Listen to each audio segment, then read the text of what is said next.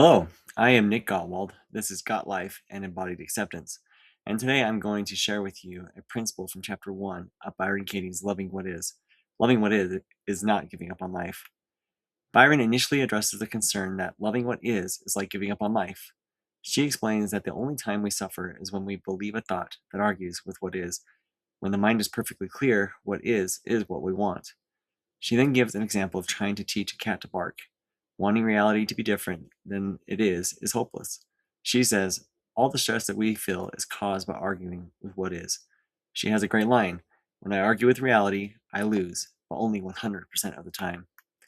This feels true on an intuitive and practical level, and I have tried to implement this analysis in my life, but the question does arise, is this giving up on life? Just accepting everything as it is, does that mean I just give up on my ambition, give up on trying to change things for the better? If I love what is, what would I want to change?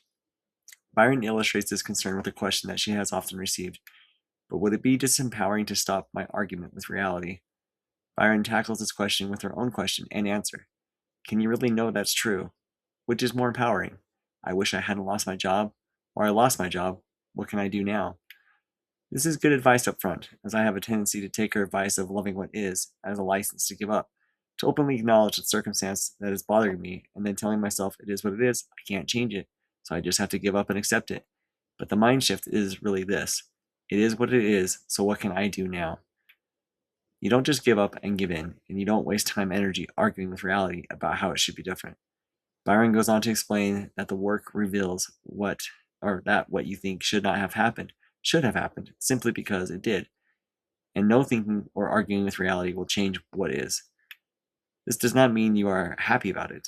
No one wants bad things to happen to themselves or their loved ones. It just means that you can accept with what is without the confusion of the inner struggle and argument.